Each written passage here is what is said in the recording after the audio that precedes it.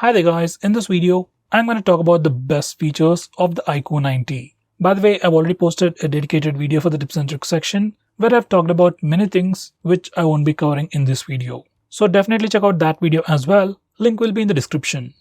With that said, the most highlighting feature about this phone is definitely its performance. This phone sports the Snapdragon 8 Plus Gen 1 processor with Adreno 730 GPU with up to 12GB of LPDDR5 RAM and 256GB of UFS 3.1 storage. Purely in terms of performance, it is the best in its price segment, and its performance is actually much better and stable than the Snapdragon 8 Gen 1 processor. Next best thing about this phone is its display. This phone comes with a 6.78-inch E5 AMOLED display with Full HD Plus resolution and 120Hz screen refresh rate.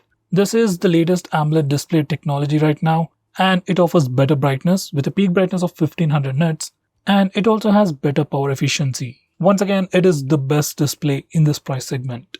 Next, this phone also comes with a dedicated V1 Plus chip, which is a dedicated chip from Vivo and iQOO, which can further improve your gaming experience by increasing the screen refresh rate and can also improve your photography experience, where it reduces noise in low lighting conditions and improve the overall performance of cameras in low lighting conditions.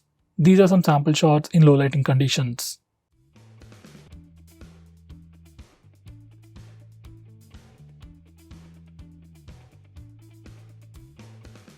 Next, this one also has some pretty impressive cameras. On the rear, it's got a 50 megapixel primary camera with Samsung's GN5 sensor with optical image stabilization, and for selfies, we get a 16 megapixel camera with f2.45 aperture.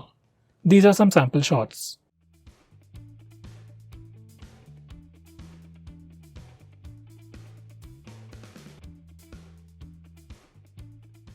Next, this phone comes with a 120 watt flash charger inside the box. It has a 4700 mAh battery, and you can charge this phone from 0 to 50% in about 8 minutes, and you can completely charge this phone from 0 to 100% in about 20 minutes, which is actually super fast if you experience it in person. Next, this phone also comes with some pretty good haptics. It actually comes with dual X-axis linear motor, which is basically two motors that are placed on either side of the phone. For normal user, obviously haptics are much better than a regular phone. Especially for gamers, you have an additional feature called 4D game vibration, where the haptics are truly impactful. When you're playing games like Call of Duty, whenever you shoot or whenever you get shot, the phone actually vibrates and gives you a much more immersive experience. This is one of the unique features of this phone. With that said, first we have pressure sensitive touch or the dual monster touch. In this mode, it creates two areas of touch on the left side and the right side. Now you can configure the virtual buttons it gives and map it to different functions. Now you can tap anywhere on the touch screen with a little bit of more pressure to trigger that function.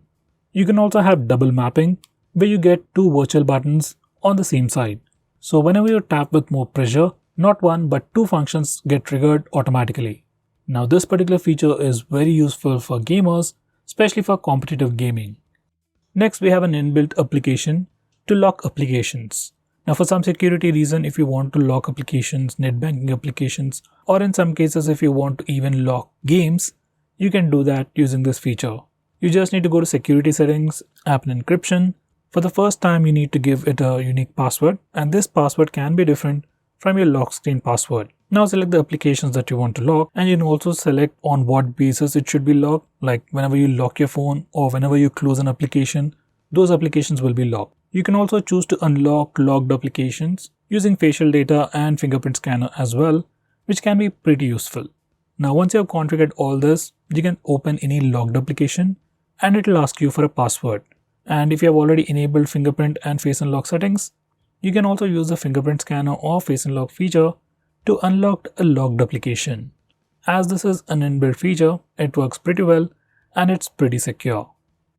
Next, we also have an inbuilt feature to hide applications. Once again, for some reason if you want to hide some applications on your phone, you can do that in this way. Once again, go to settings, security, privacy and app encryption. Now select app hiding. Now from here you can select all the applications that you want to hide. Do note that once you have selected these applications, they will stop running in the background. So if you hide applications like WhatsApp, they won't be receiving messages continuously in the background. Whenever you open them, they'll get the messages. Next, make sure you enable this particular toggle, View Hidden Apps, to check out your hidden applications. Now once you're done, you can go to the home screen and check out that all the hidden applications are hidden on your home screen. Even if you search for them on the Play Store, it will not show as installed. Even in your recent apps page, you won't find those hidden applications. Now to access those hidden applications, there are two ways. One is go to the same location, that's settings, security, privacy and app encryption. From there you can check out all your hidden applications. Another way is using a gesture. On the home screen, swipe up using 2 fingers to access all the hidden applications. By the way, you can also choose to go with password protection for hidden apps. Next, we have a feature called App Clone. Now using this feature, we can have 2 instances of the same app. Like we can run 2 Facebook accounts, 2 Instagram accounts, 2 WhatsApp accounts on the same phone. It's a pretty cool feature, but it can only be used for some applications. By the way, we can also hide these secondary applications as well. Next, we have dynamic effects. Now Vivo has put a lot of things related to animations and visuals of your phone all bundled up in a single place called dynamic effects. From this place, you can change your dynamic effects, touchscreen animations, ambient lighting effects, fingerprint icon animations, fingerprint recognition animations. So basically you can do a lot of stuff related to animations and visuals of your phone. So definitely check out this section. Next we have always on display. Now if your phone comes with an AMOLED display, you will definitely have this always on display feature, which simply keeps the display always on. So this is how a normal phone looks like. It's completely black, there's nothing going on. And this is with always display on. So basically you can have some extra information on the screen like date and time information, some notification icons, battery percentage and so on. So all this information will be always on even when your phone is locked.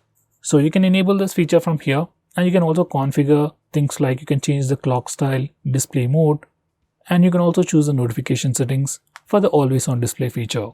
Overall, it's a pretty good feature. Next we have super power saving mode.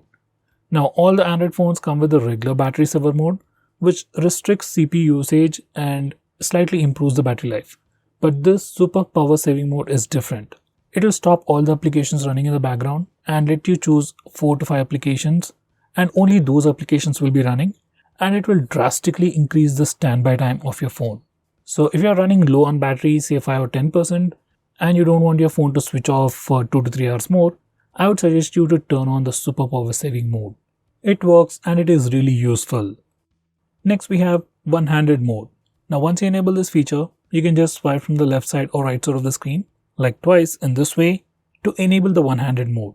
Normally the phone's display is definitely pretty big for single-handed usage, so in that case you can just enable the one-handed mode and use it like a smaller phone.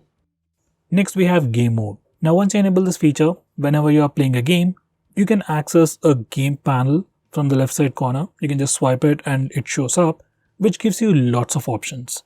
It gives you options like auto brightness locking, taking a screenshot, we can record the video, we can open applications in pop-up windows while playing a game, which can be pretty handy, and most importantly we have pretty unique features which are available only on this phone.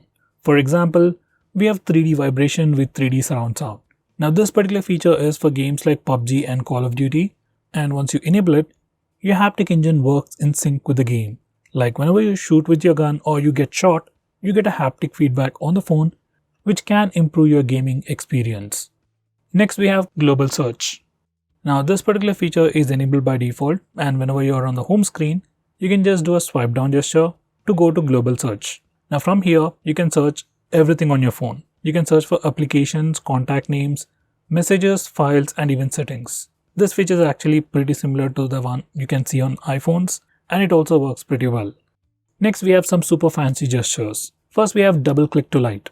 Once you enable this feature, like instead of pressing the power button to go to the lock screen, you can just double tap on the screen to light up the screen.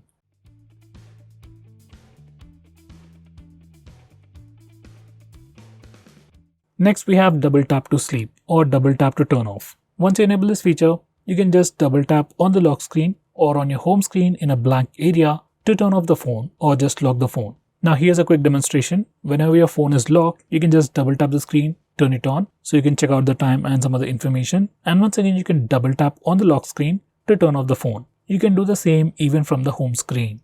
Next we have Raise to Wake. This is another super handy feature. Once you enable this feature, you can just pick up your phone from a table and the display lights up automatically. If you are using Face Unlock feature, it can make the unlocking process even more seamless. You just need to pick up your phone from the table, just look at the display, your phone lights up, checks your face and unlocks the phone. Once again, this is a pretty cool gesture. Next, I'm going to show you how to enable the alternative phone dialer and SMS application on your phone. Now by default, this phone comes with a Google phone dialer and contacts app. So if you want to change that and go back to the old Vivo phone dialer, this is how you do it. Just enable this feature and you get an extra phone dialer from Vivo, and then you can choose the default application that you like. So guys, these are the most important things that you need to know about your phone. By the way, if you want to know about all the software features offered by your phone, do check out my playlist where I explain about each and every feature available on your phone. So guys, that's pretty much it for this video. Thanks for watching. If you're planning to buy this phone, use the link in the description. It always helps the channel. With that said, this is Nikhil signing off. See you in my next video.